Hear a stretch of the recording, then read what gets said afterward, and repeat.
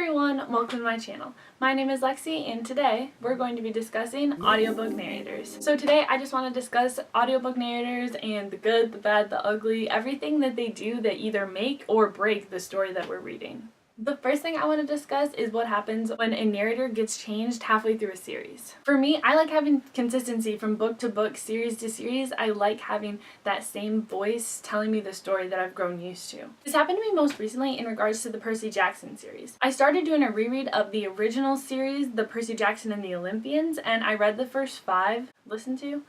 That's another thing we need to discuss. Is it read or listened? But that's a video for another time. I listened to the first 5 and absolutely fell in love. I forgot how much that I really enjoyed the characters and I just fell back into the world, and the narrator, Jesse Bernstein, was amazing. He did such a good job. Different voices for all the characters, very engaging. I felt like he understood the story and it was just a really enjoyable experience. So I finished the whole series. I get to the last Olympian. I'm super excited to start The Lost Hero, which is the first book in the Heroes of Olympus series.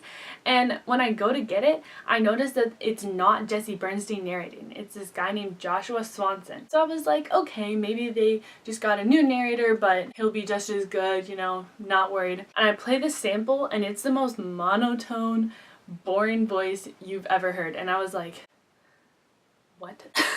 It was just the worst. So I was like, maybe I'm just over exaggerating and I'm just used to Jesse. So I go and look at the reviews, because you can see on Audible the reviews for the voice performance, and everyone has given this guy like 1 to 0 stars. And I'm like, what were they thinking? They had a perfectly good narrator in Jesse and we just have to go and switch to this other guy. For me, I like having consistency and knowing the characters and the voice, and that's how I'm used to hearing the story, and it becomes jarring when the narrator gets switched. This could just be a really random personal preference, so make sure to let me know in regards to all of my thoughts that I'm sharing here today what you guys think and what your experiences with audiobooks are. The next thing I want to discuss in regards to narrators is when they have a bad voice for a character. So this happened for me in a couple different books, but most prominently the Ember and the Ashes series. The narrator is a male, and when he was narrating the main girl character, Leigh of Sarah, I just really found it annoying for whatever reason. And it got to the point where I couldn't separate my feelings between the narrator and the actual character. Like, I find myself being very annoyed with Leigh a lot of the times, and I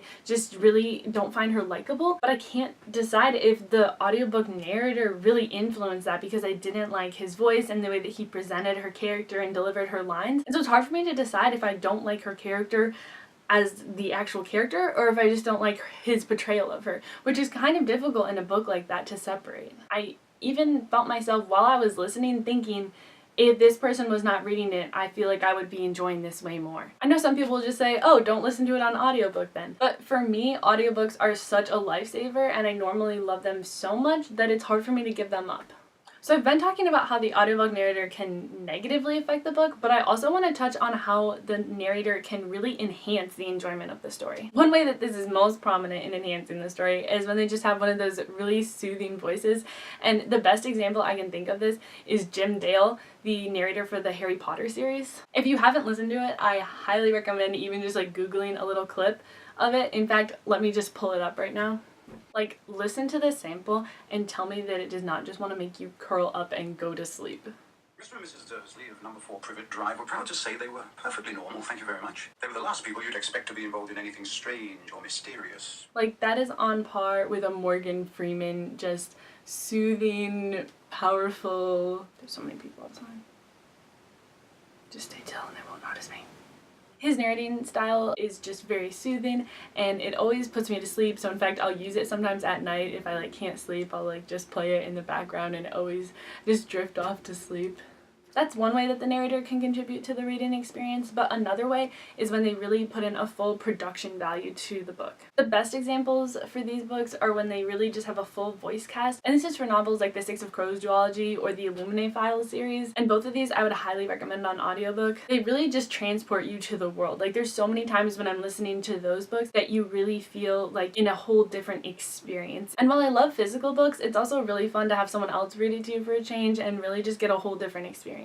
So if you haven't listened to either of those novels on audiobook yet, I would recommend going and trying to check them out soon. So that's all the thoughts I have for you guys today on audiobook narrators. I'm really interested in what you guys have to say about the narrators that you listen to and what your thoughts are and how they affect your enjoyment of the book, or if they're not even a factor. As always, thank you so much for watching and I'll see you next time. Bye!